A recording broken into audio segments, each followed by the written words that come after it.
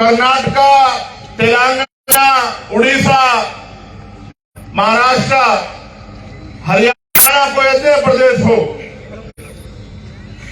जिन सपनों के साथ भारत का निर्माण हुआ था, भारत की स्वतंत्रता के लिए जो सपने देखे गए थे, देश में संविधान के लागू होने के बाद जो उम्मीदें, जो अवसर पैदा होंगे सोचा गया था, आज भी देश की एक बहुत बड़ी आबादी उन अवसरों से वंचित है। दुनिया में जब इतिहास में चर्चा होती है तो इतिहास एक पढ़ने का, समझने का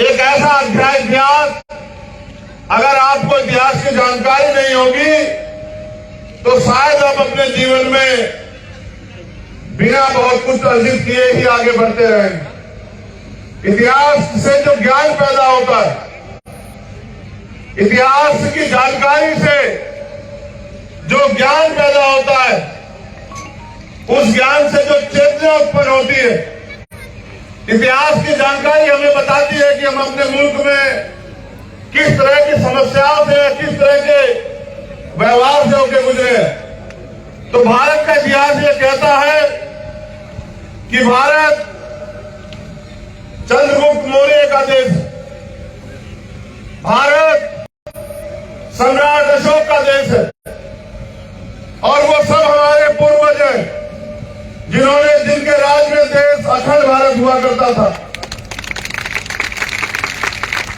आज की सरकारें और आज के दल तो बड़ी बड़ी बातें करते हैं अखंड भारत बनाने की, लेकिन हमारे पूर्वजों ने अपनी वीरता और अपने खून से सींच के इस भारत की सीमाओं को अखंड भारत तक पहुंचाने का काम किया और राज किया अखंड भारत पे। उनके नाम का झंडा और डंडा पूरी दुनिया में उनके शौर्य की मिसाल दी जाती है। जब आप इतिहास पढ़ेंगे तो पता लगेगा कि आज से 2000 साल पहले जब मौर्य वंश शुरू हुआ तो मौर्य वंश ने भारत में एक ऐसा शासन, एक ऐसी व्यवस्था दी कि हर व्यक्ति को स्वाभिमान सम्मान से जीने का अवसर प्राप्त हुआ। यह बुद्ध का देश है, यह सतगुरु रविदास, गुरु नानक देव, संत कबीर का देश है, यह देव नारायण भगवान का देश है, यह फूले साहू, पेरियार, डॉक्टर बाबा साहब अम्बेडकर, ये बिरसा मुंडा का देश। और जिसको भी अवसर मिला उन्होंने प्रयास ये किया कि भारत में मानव जाति के हित के लिए काम। जब आप अपने इतिहास पढ़ेंगे तो आपको पता रहेगा कि जब आपके पूर्वजों में राज था तो देश में रहने वाली अंतिम आबादी को भी न खाने की समस्या थी, न पीने के लिए साफ पानी की समस्या थी, न धन की समस्या थी, न और कोई तरह का चोरी का, जाली का डर, भय, कोई परेशानी नहीं थी। न ही किसी महिला का अपमान होता था, न ही किसी बहन बेटियों को अपने जीवन को कुर्बान करना पड़ता था। लेकिन जैसे जैसे हमारी एकता कमजोर होती गई, हमारे राज खत्म होते गए, एक समय ऐसा आया कि जो लोग इस देश में राज करते थे वो अधिकारों से षड्यंत्र के द्वारा वंचित कर दिए गए।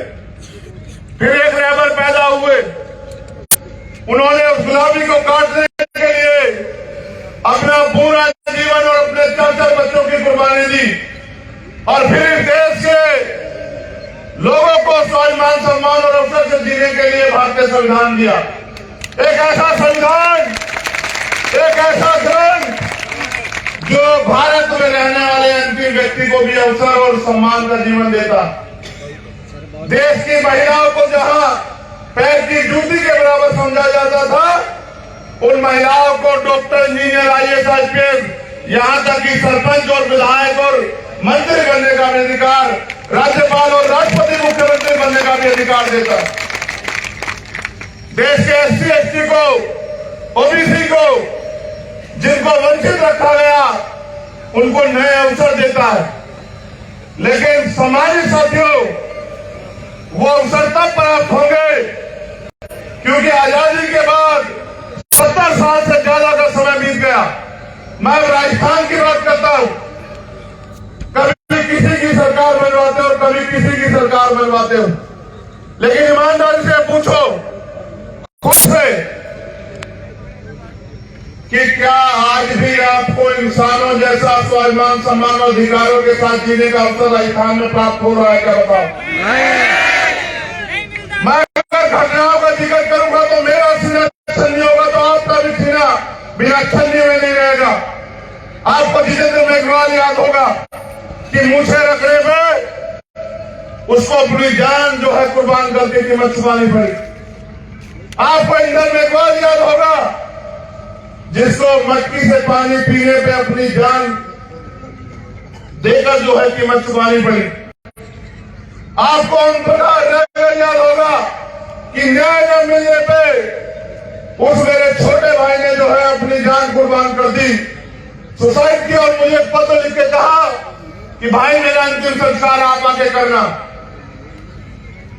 अगर मैं याद दिलाऊंगा तो आपको कार्तिक भी याद आएगा कि किस तरह से मेरे भाई की हत्या हुई, हत्यारे आराम से चैन से घूम रहे हैं, और जिनको न्याय दिलाना चाहिए, जिनको न्याय देना चाहिए उन सरकारों को, वो सरकारें उन विधायकों की और उन नेताओं की सुरक्षा बनके खड़ी हुई है।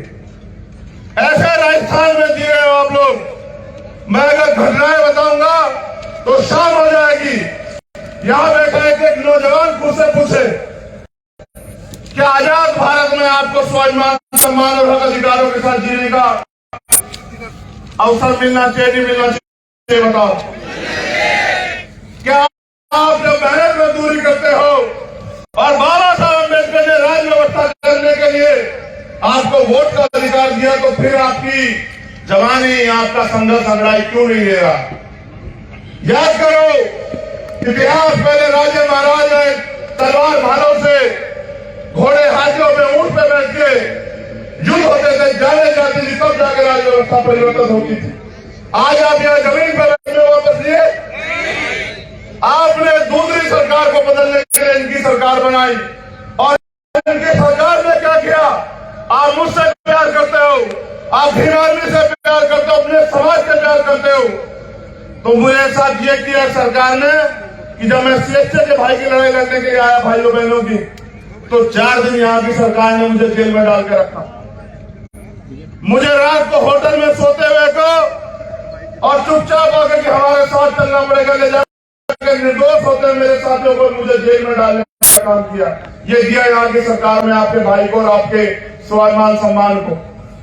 जब मैं यहाँ जालौर की घटना में, पाली की घटना में आता हूं तो मुझे एयरपोर्ट पे बंद कर लेते हैं। 12-12, 14-14 घंटे में यहाँ खून के आंसू रोके निकल जाता हूं वापिस, इस उम्मीद के साथ कि एक न एक दिन तो मेरे लोगों के दिल में आग उठेगी और वो इन निकम्मी बहरी सरकारों के भरोसे लेना छोड़ के अपने अंदर दम पैदा करके अपने दम पे यहाँ खड़े होने का काम करेंगे। उनके लिए कोई बड़ी बात नहीं है, लेकिन जिन्होंने अपनी माँ बहनों में देवियां देखी हो, जिन्होंने अपने बुजुर्गों में, अपने भाइयों में अपना भगवान देखा, उनको तो तकलीफ होने लाजमी। मेरा सीना छल लिए कोटा संभाग के मेरे साथियों, मैं जिम्मेदारी आपको देने के लिए आया हूं कि आजाद भारत है, हमें अधिकार है। हम इस देश में गुलामी का जीवन जीने के लिए पैदा नहीं हुए मेरे साथियों, हमें गुलामी की गड़ियां काटनी पड़ेगी। सम्मानित साथियों, जब हम वोट के जरिए दूसरों की सरकार बना सकते हैं, क्यों नहीं बाल मानता? क्यों आपके खून में वो ताकत पैदा करना और अपने भाई की इज्जत की रक्षा करना चाहते तो आना 12 फरवरी को, और ऐसा जन सैलाब निकल के आया शोषितों का। राजस्थान तो वो धरती है जिस धरती के संघर्ष की कहानी पूरी दुनिया में लिखी जाती है। राजस्थान तो वो धरती है जो रेतीली बंजर भूमि से जो है अनाज पैदा करके अपना पेट भरती है। ये हमारे संभागों की पहली रैली है। इसके बाद माननीय प्रभारी जी और अध्यक्ष जी और तमाम टीम के नेतृत्व में अन्य जगह भी जो है रैलियां होंगी। मैं तो आपसे अपील करने के लिए ये अपील पहले से दोहरा दे रहा हूं कि आपको याद रहे कि जिस दिन जयपुर का बुलावा आएगा, मैं सिर्फ आपको बुलावा देने के लिए आया हूं कि जिस दिन स्वाभिमान, सम्मान और हक अधिकार और अपने वजूद को बचाने के लिए जयपुर में सभा होगी, उस दिन आप में से कोई घर न रहे और जो यहाँ आया है वो कम से कम 10-10 साथियों को जयपुर लेके आने का काम करे।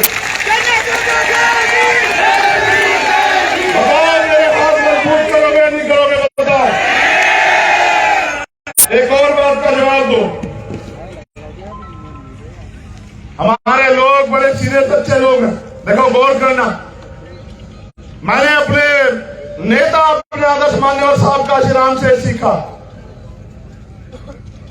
कि एक जाति एक समाज से हम लोग कामयाब नहीं हो सकते हैं। हमें जातियों को जोड़ के भाईचारा पैदा करके और एक दूसरे के लिए खून देने जैसी जो है प्यार और विश्वास को पैदा करना पड़ेगा। ये मुझे उनके इतिहास के बारे में बताया। मैं गौरवान्वित हूं कि एक ऐसा इतिहास हमें हमारे महापुरुषों ने अपने खून से सींच के दिया। ये जहां बिजोलिया किसान आती है, लेकिन मेरे लोगों को समझना पड़ेगा जो बात मैं आपसे कह रहा हूं। मांगने सिर्फ भीख मिलती है, अधिकार छीनने पड़ते हैं। मेरे गुर्जर समाज के लोगों ने, मैंने मध्य प्रदेश में अधिकार यहां भी कह रहा हूं, यही राजस्थान की धरती पर उनके खून से होलियां खेली गई।